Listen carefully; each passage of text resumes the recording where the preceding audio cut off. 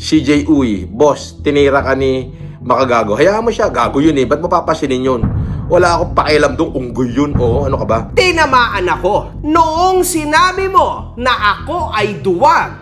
Pero duwag yun. Oo, duwag yun. Porket alam mong malayo ka, kaya ang tapang-tapang mo. Ganun lang yun. So, ito ang aking hamon sa'yo, FLM. Sabi mo, matapang ka. Kung matapang ka, katulad ko.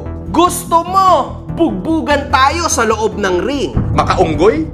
Duwag yan. Diyos ko, sampigahin ko pa yan. Pag nakita ko, pitikin ko sa ilong yan eh. Sabi mo, babanatan mo ko. Game ako dyan, Mr. Francis Leo Marcos. Magarap tayo sa ring. Suntukan tayo. Magdama. Tingnan natin kung sino ang unang babagsak. So what's up sa mga kahombre ko dyan? Makagago, what's up man na naman nga pala to. At syempre mga kahombre ko, alam nyo na, today is the day kung saan finally atin ang matutunghayan ang the biggest trillionaire sa balat ng social media history. The biggest budol-budol. The biggest. Sasabihin niyang mayaman siya, pero dukha naman pala. FLM, the fake Marcos. Palakpakan sa ulo ang putang inang yan. San Pablo'y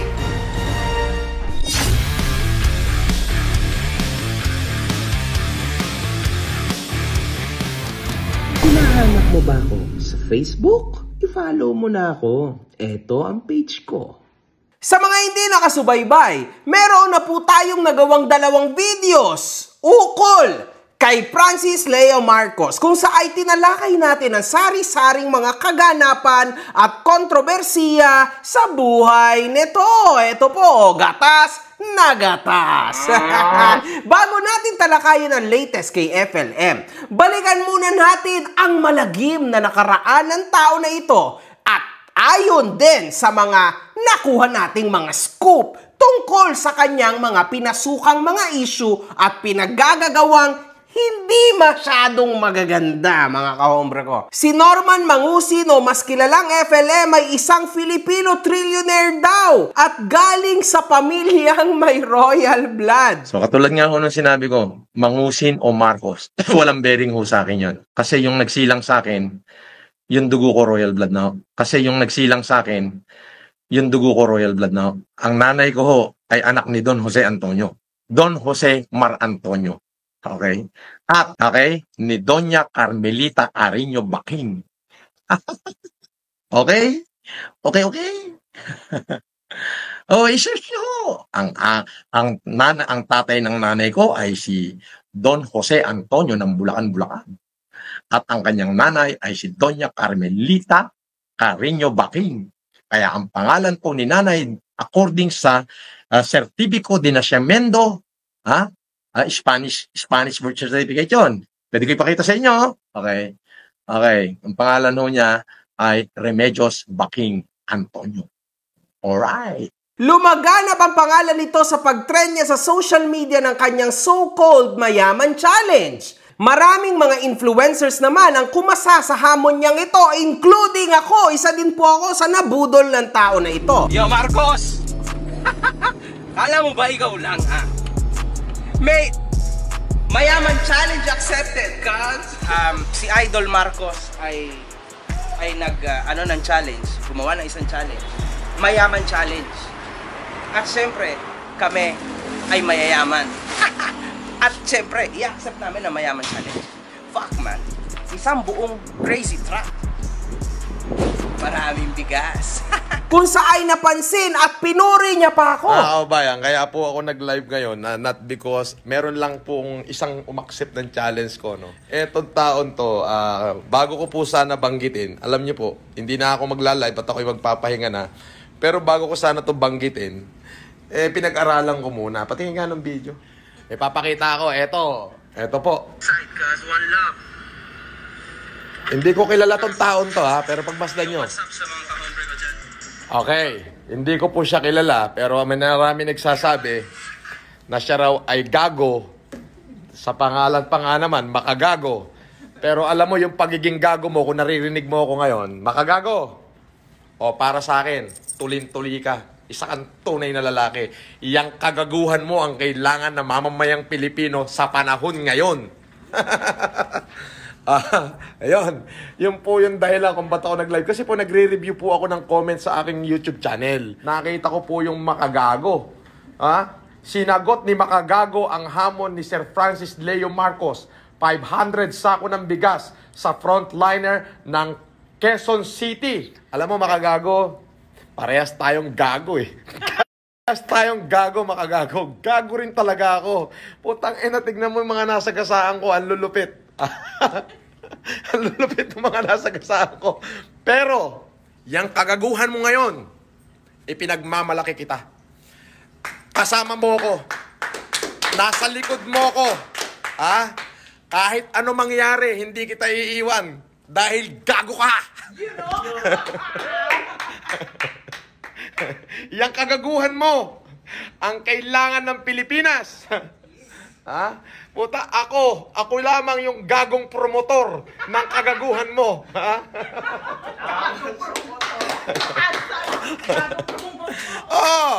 Ako yung gagong promotor ng kagaguhan mo. Pero, yung kagaguhan mong yan, yung kagaguhan natin, ang kailangan ng ating mga kababayan. Kailangan ka ng ating lipunan. Para sa'yo, kung sinong politiko ang kukontra sa ginagawa mo ngayon. Sabi ni Pangulong Duterte, i-dismiss niya. Yang kagaguhan ni makagago na yan, yan po ang kailangan. Ayan, sa sobrang yaman ni makagago, 500 kabang bigas yung binili. Para ipamigay. Grabe. Tanga na, parehas tayo, gago rin ako eh.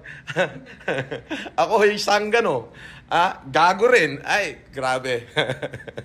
Pero, makagago. Mabuhay ka, barako ka, magkape tayo, maggaguhan tayong dalawa, Alam mo, gustong-gusto kong nakikipaggaguhan sa mga gago.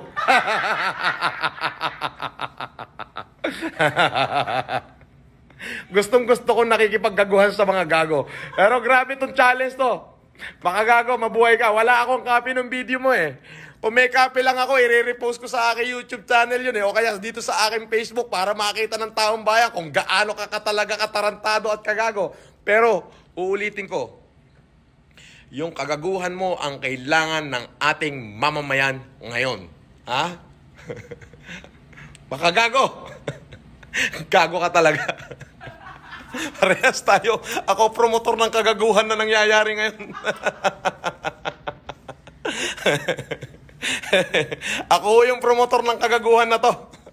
Pero, yun lang po, hindi na ako magtatagal. Para doon sa lahat ng viewers na to, pakishare naman tong video na to para makarating kay makagago Alam nyo po, pag nakakakita po ako ng tumatanggap ng challenge ko, hindi ko po yun pinalalampas. Makagago! Wala na ako iba sasabihin sa'yo, kundi mabuhay ka. Yang kagaguhan mo, kailangan niya ng Pilipinas. Gago ka talaga. Laging bukang bibig rin ni FLM na siya'y parte sa pamilyang Marcos kung saan pinabulaanan rin naman ito ng former First Lady na wala itong katotohanan. Sinaad rin ni President Marcos na hindi niya ito kilala. Ay nako. Boss Norman, kilala ka ba ni PBBM? Magkalkals ka sa Google, ang dami namin picture face to face. Ano yun, nakipicture ako? O siya nakipicture? Bobo. Natanong mo si BBM na hindi niya ako kilala. Tinanong mo ba? Natanong mo? Gusto mo pakita ko siya yung conversation namin? Pati yung email sa akin ni Lisa? Hindi lang isa. Marami. Daan-daang email. Ano? Natanong mo si BBM? Bobo ka, no? Mema ka lang eh. May kamag-anak ba kayong Francis Leo Marcos? Wala.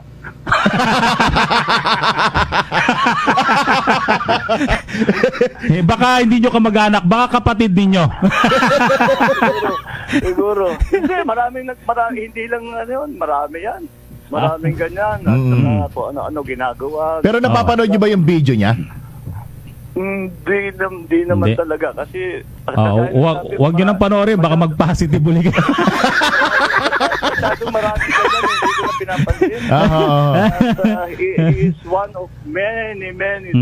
Marami nang ganyan. So, babayaan mo sila. Kung yan ang ginagawa. Ang sinasabi lang namin. Pagka... Ayan maraming nag-aabang kasi. Kung sino totoo, sino hindi. Alam niyo kaya namin naitanong, Senator, tambak ho kami ng tanong dito. Dito sa stasyon, may kinalaman nga diyan sa Francis Leo Marcos na yan na sinasabing kamag-anak ninyo. Nagpapakilalang kamag-anak ninyo. Hindi ko alam kung saan nanggaling yan. Hindi unang-una hindi talaga yung Marcos. Kaya hindi ko alam kung anong pero nakakatulong daw siya. Tumulong siya. Wag pag humingi ng pera, wag yung bibigyan.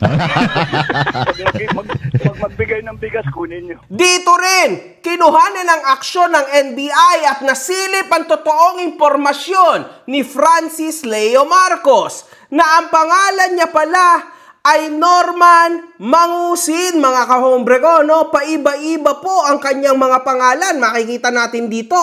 Ang gulo po ng totoong pagkakakilanlan ng scammer na ito. Kakaiba, mga kahombre ko, napakatindi. Naglabas rin ng isang video sa social media ang influencer na si Sian Gaza na si FLM ay isang front lamang ng isang investment scam syndicate. Good day everyone, this is Sian S. Gaza and welcome to the Facebook modus operandi of Francis Leo Marcos. The big question mark sa lahat is, ano ba talaga yung tunay na motibo? What's the real deal behind all the social media stars, the social media publicity, the social media propaganda of this Francis Leo Marcos? Ano ba talaga yung tunay na dahilan siyan kung bakit out of nowhere biglang may lumabas na nagpapanggap na miyembro ng powerful Marcos family by the name of Francis Leo Marcos, lakad ng bigas. Ano ba talaga? Sino ba talaga siya? Para saan ba talaga siya? Ano talaga yung motibo niya kung bakit niya ginagawa ang lahat ng ito siyan? Bigyan mo ng klaro. May klaro sa amin, oy! Francis Leo Marcos, under the real name of Norman Antonio Mangusin, ay ginamit lang ng isang tao, ng isang investment scam syndicate as a front. Way back December, okay, nagpaplano na itong investment scam syndicate na to ng isang kumpanya na pwede lang itayo by 2020. Kasi itong isang investment scam syndicate na to, I know them personally. Ay, marami nang naitayong kumpanya, mga investment scams for the past how many years already, para kumubra ng milyon-milyon, okay? Sa maraming Pilipino, even billions. Tapos sa exit lang sila, tatakbo na yung pera. So nag-isip sila last November, okay? Nakarating sa akin. Nag-isip sila ng isang kumpanya na pwede lang itayo sa 2020, okay? Isang investment scam. The problem is, pagpasok ng 2020, nung i-execute na nila, last February, okay? Last February and March, nung i-execute na nila. The problem is, meron ng pandemic, mahirap na makakuha ng investment sa mga tao kasi walang pera yung mga tao. Okay? Ngayon, this is investment scam syndicate. Naisip nila, okay, to take advantage of this COVID-19 pandemic. Okay? At gumamit ng isang fraud. Napapalabasin nila, i-build nila, ipapackage nila as an icon, as a philanthropist. Okay? Na mayamang tao na kasabog sa social media world. Okay? Na tumutulong. Pero gagamitin lang nila ito as a weapon. Okay? Para ma-execute yung scam na gagawin nila. At ang ginamit nilang front is si Francis Leo Marcos. Bakit biglang sumabog si Francis Leo Marcos out of nowhere? Bakit ganun nila yung social media mileage siya? Sobrang bilis. In just a matter of overnight, boom! Meron na agad icon na Francis Leo Marcos. Meron agad online personality ni Francis Leo Marcos. Because this investment scam syndicate paid for 220,000 per month.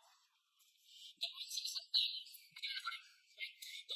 tao na may hawak ng multiple DDS pages. Kaya kung may isip ninyo, bakit nagtataka?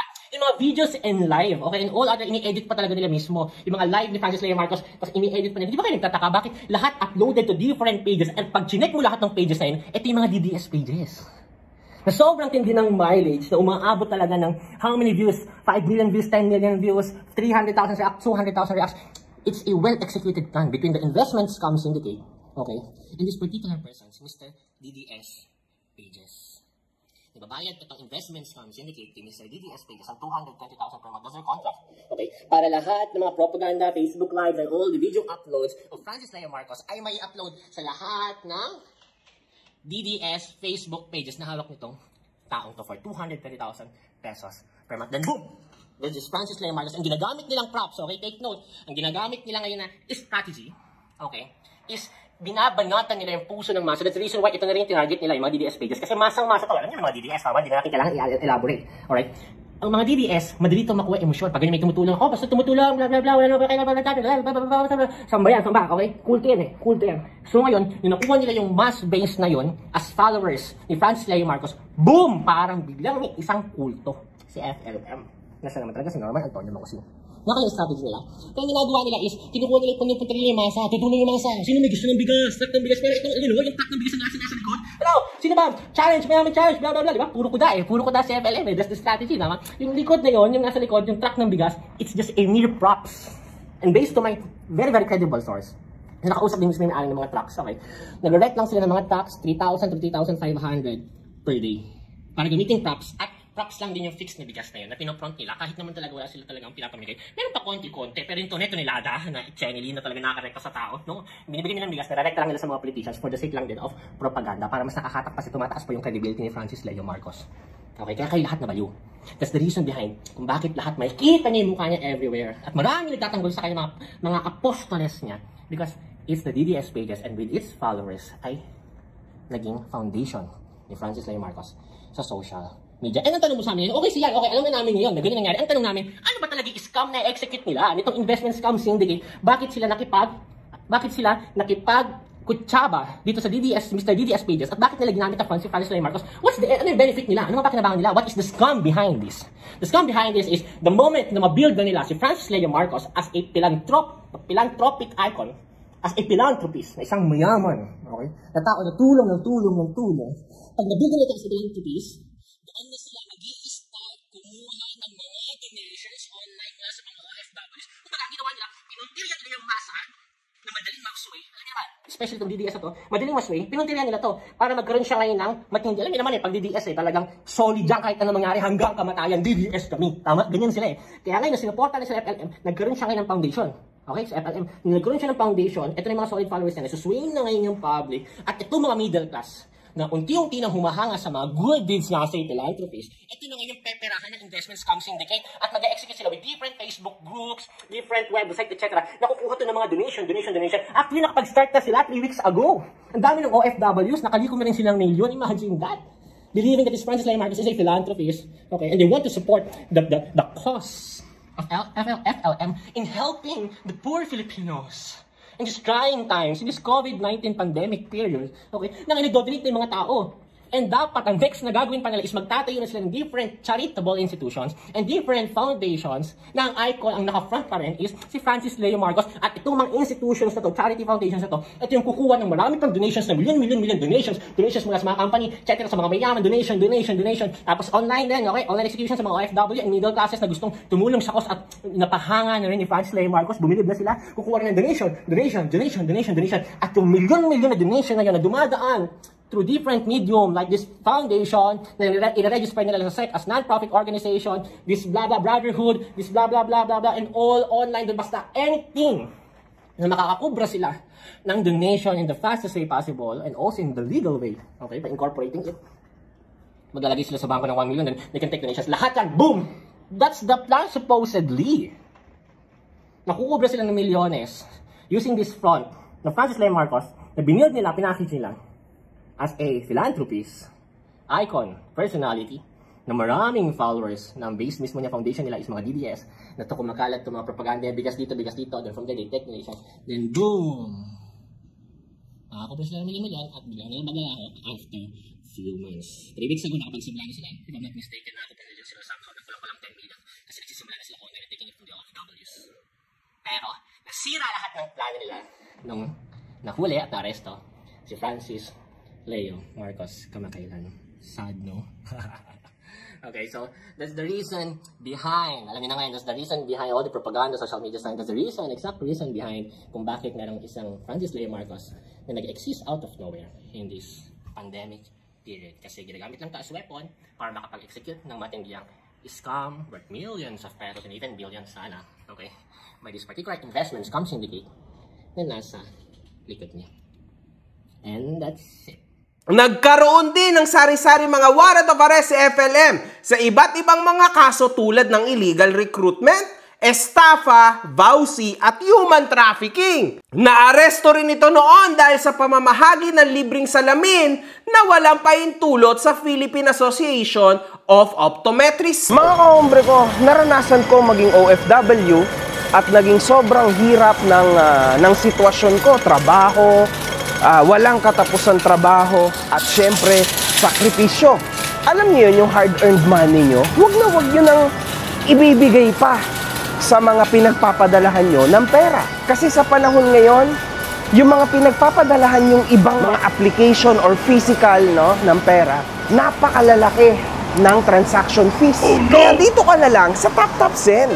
Mga kahombre ko, sobrang nakakatuwa tong app na to. Dahil bukod sa napakatinding exchange rates nito, zero fees pa pagdating sa pagpapadala mo sa bangko at mobile wallets tulad ng GCash at Maya. 95% ng mga transaction ay dumadating agad just within 5 minutes. Napakasulit talaga nito mga kahombre ko. Now, kung gusto mo mapadali ang buhay mo tulad ng mga sinabi ko, i-download mo na ang TapTapSend. After mong i-download ito, mag-sign up ka na. Pero syempre mga kahombre ko, huwag mong kakalimutan ang promo code ko na makagago nang magkaroon ka ng extra $20. Totoo yun, $20 sa ipapadala mo sa una mong deposit. Ano pa ang inihintay mo, kahombre ko? I-TapTapSend mo na yan.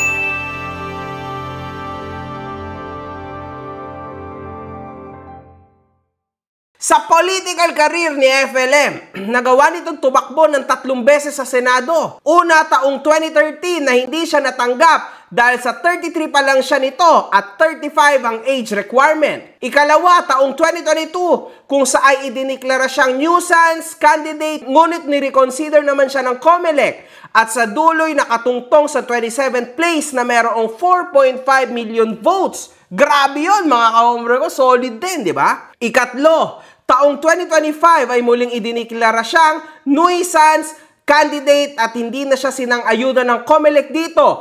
Ngunit, binigyan naman siya ng TRO ng Korte Suprema upang makatakbo at sa duloy officially nag-withdraw na lamang siya for financial reasons. Narinig po sa statement ni Chairman Garcia that the government will spend another 132 million para just pag-inventa ng mga bagong pangalan ng balota. Siguro kung may pagmamahal ako sa bayan, dapat siguro mahalin ko talaga yung bayan, ipakita ko na dapat makatulong tayo eh. So, the money of the people will be spent for nothing. So kung ako lang yung magiging hadlang para gumastos na naman ng panibagong daang milyon ng gobyerno, mas mamatamisin ko na lang, maaari pa namang election eh. So, Chairman, formal pong ibinibigay sa'yo yung withdrawal of candidacy ko. This is it. Kaya, pirmado ko yan. Walang nangyari. Kumbaga, para sila, Chairman, kasi alam mo na, nasa pang kailan kung bakit ko binibidro yung candidacy ko para bigyan ng daan yung kandidatura ni Senator Jaime Marcos. So, nananawagan ako sa lahat ng mga supporter ko, especially the Filipino Family Club International, na supportahan natin si Senator Jaime Marcos to accomplish the given assignment. Na-wiretap si FLM noon habang kausap ang kanyang ina at nakapagbunyag ng mga sari-saring pribadong impormasyon. Oo. Pwede? Patahimikin nyo na lang yung anak nyo. Wala naman siyang sinasabi sa'yo ah. Wala siyang ginagawa laban sa'yo. Bakit sa kanya kung binibuntun yung galit mo, wala siyang ginagawa laban sa'yo. Ako magsasabi. Hindi ako. Oh, tangina naman eh. Pagagalitin nyo na naman ako eh. Minsan lang akong nagalit sa buhay. Oh, tangina, nakakulong ako ito! Sino may kasalanan? Ako? Kasalanan nyo! Nako, Ramsey, alam mo. Sinabing patigilin lang yung anak mo pagtatanggol mo pa. Wala ginagawa. Marami ako na... Wala siyang ginagawa. Alam mo, maraming tumisira sa kanya para hindi... Hindi ka titigil. Hindi ka titigil magsalita. Hindi ka titigil magsalita. Hindi mo pakikinggan. Ito lang ang sasabihin ko, anak. Tang na, magsasalita na kayo. Ako nga nagsasalita eh. Hindi ka titigil at pakinggan niyo yung sasabihin ko. Oh. Marami nga nakikita nga, araw-araw nga nakalive yung anak nyo, putang ina, sinisira yung advocacy ko, putang ina, panayang hingi kung kani-kanino eh. Araw, nakisita ko, napapanood ko, naririnig ko. O, dinatayo yung cellphone mo. Ginagamit niya yung pangalan ko. Ginagamit niya, ikaw ang nagsabi sa kanya na gawin mo yung... Anong tinapay naman? Na wala akong putang inang ayuda. Tumulong nga siya doon sa bambang eh. Oo, kinana. Putang ina naman eh. Ang kulit talaga eh. Ipagpipilitan nyo kasi. So, sasabihin ko sa kanya, tumigil na siya sa paggawa ng mayan. Putang ina. Alam niyo ba na buhay ko na nakasalalay dyan? Putang ina, yung ginto-ginto na yan, kapag nanaman niya, ano mangyayari sa palagay niyo? Kaya yung depensahan? Si Mary Ann lang ang may sabi niyan. Si Mary Ann, walang ibang tao akong kausap kundi si Mary Ann. Sabasakit na ulo ko sa inyo. Paano kung sabihin ko sa inyo? Kaya lang ako tumawag, pakinggan mo. Tapos na sana yung issue mo na Norman Mangusing, kung pinadalan mo na ng pera ng 2 milyon yung nasa Italy na Norman Mangusing na sumira sa iyo at gusto niyang umuwi. Yun ang pasikaso mo. Ina naman talaga. Anak, matuto ka namang mukanig. Kahit nagbuhay hari. Paano ako makikinig? Paano ako makikinig sa inyo? Hindi niyo naman alam ang buhay ko. Alam niyo ba buhay ko? Alam mo ba kung bakit? Daldal kayo ng daldal dyan! Puro ay daldal! Sige, dumaldal ka pa, hindi na kita kakausapin hanggang sa mamatay ako. Nako, anak. Sige, magsalita ka pa. Hindi na kita kakausapin hanggang sa mamatay ako. Mas mamatamisin ko pang mamatay. Barado utak nyo eh. Dapat niyo ba ikwento yung ginto na yan? Dapat niyo ba ikwento kahit kaninong tao yan? Hindi niyo ba alam na si Mary Ann? Siya na lang ang natitira sa akin. Ay, siya lang ka naman pinagkwentuhan na tinutukso ako ng gold bar. Paghanda mo ako ng isang gold bar. Yung punganga mo! Yun ang sabi niya. Di siyempre yan, sinasakyan ko na.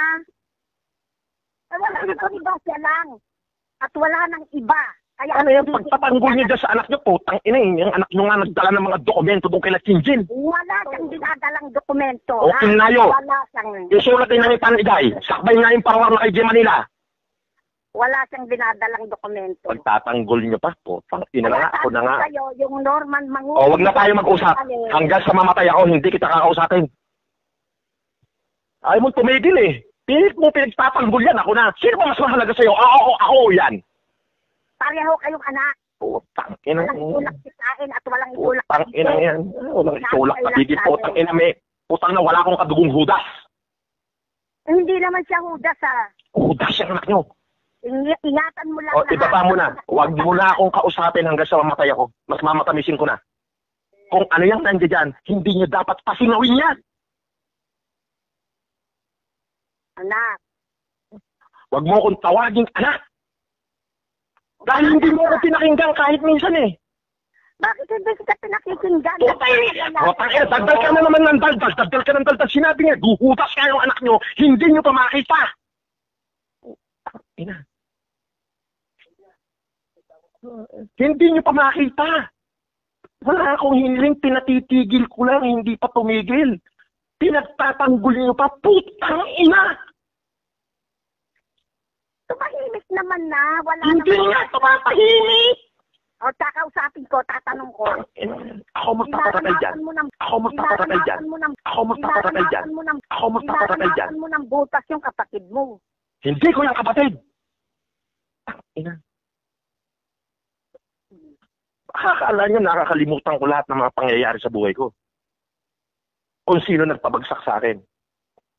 Hindi siya. Hindi ka sana. Ano naman eh. Wala kang nalalaman. Puro kayo hindi siya. Puro kayo hindi siya. Ipagtatanggol mo yan. Siyempre, anak mo yan eh. Ngayon sasabihin ko sa'yo, dalawa lang pamimilian mo. Ipagtatanggol mo yan, hindi mo na ako makikita hanggang sa mamatay ako. Kahit bangkay ko, hindi ko ipakikita sa'yo. Bala ka. O, yan na. O, sige. Mula ngayon. Magmalaki sa akin, anak. Alam mo, hawak ko. Hindi kita pinagmamalakihan. Hindi kita pinagmamalakihan. Sa akin. Sabi ko sa'yo, magmalaki ka sa akin. Putang ina. O, magkalimutan na tayo lahat.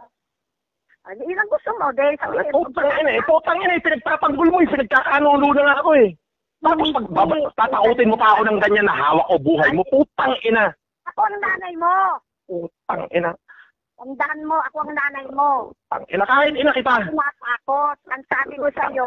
Putang ina, hindi mo nga ako pinakikinggan eh. Sa'yo. Pakinggan mo, hindi lahat ng taong nakadikit sa'yo. Totoo. O kindam. Ganyan ka ha. Sige, bahala ka. O kindam. Bahala ako. Sige. Ano, nagtatakutan tayo? Sinabi ko lang sa inyo, pakinggan nyo, daldal kayo ng daldal, hindi matigil yung bunganga nyo. Putang ina, naging mabuting tao ko sa inyo. Naging mabuti. Lalo naging mabuti akong ina sa'yo. Putang ina. Eh, ba't di nyo maawat yung anak nyo? Pinakikiusapan ko lang na patigilin yung putang inang anak nyo hindi nyo mapatigil. Putang ina. Eh, nagsasalita ako, panay ang pagtatanggol nyo, panay pagtatanggol nyo. Eh, putang inang yan. Sinabing tumigil nila ang kahilingan ko, napakaraming buhay na nakataya kung ano man yung nanandyan. Hindi nyo maintindihan. Ina kasi. Naaalala ka nga namin. Hindi mo ko naaalala. Naaalala nyo lang ako kapag may kailangan kayo. Ay, yan ang nararamdaman ko. Ay.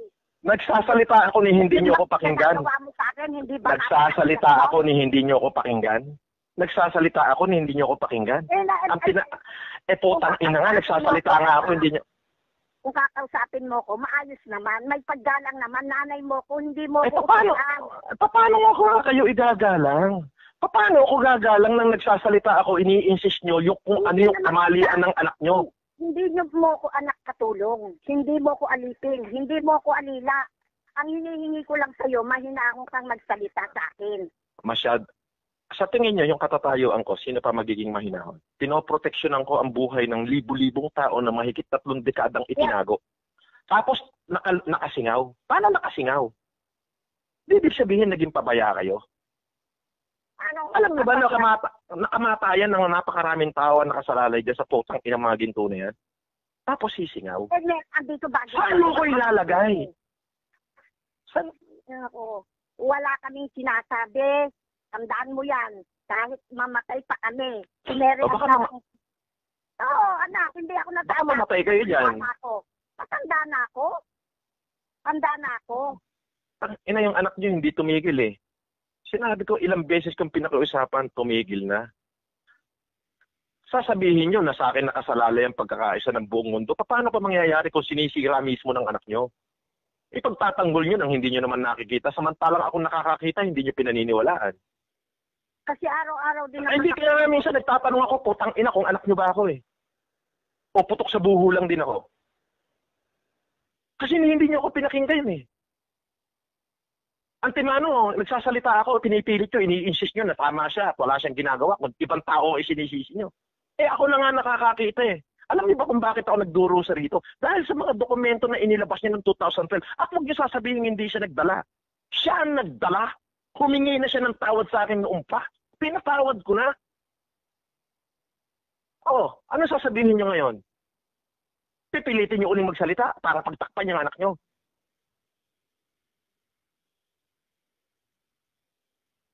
Tama ba?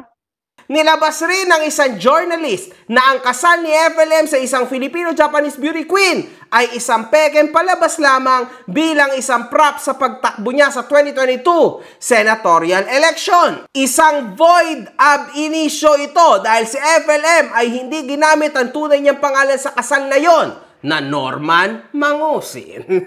Ay, nako. Ang void ab initio is a Latin term meaning void from the beginning or invalid from the start. In legal terms, it signifies that something like a contract or agreement was never legally valid from its inception and is treated as if it never existed. So in short, mga kahombre ko, tinry niya rin dugasin ang kanyang kasal.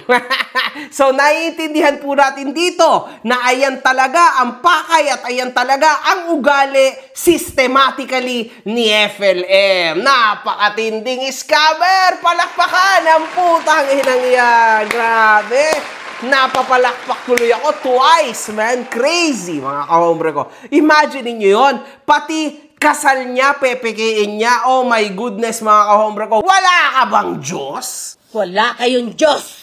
Nang lumabas ang tunay na identity ni FLM, Kasabayan rin ditong naiungkat na kasal na pala ito noon pa sa isang babaeng nagngangalang Maria Cristina Caber. Ayon sa journalist, pinakilala ni FLM ang kanyang sarili kay Caber bilang isang engineer sa Saudi Arabia. Ngunit ang katotohanan pala noon ay nagtatrabaho siya bilang isang baker sa bakery, which is hindi naman po masama yon, mga kahombre ko. Ang masama ay pinepeke mo kung ano ang tunay mong trabaho. Yan ang pangit. Lumabas din ng mga balita na si FLM ay nagmamay-ari ng mga pekeng ginto. Base sa mga kumakalat online, nahuli ito sa isang entrapment operation dahil sa pagbebenta nito ng pekeng ginto.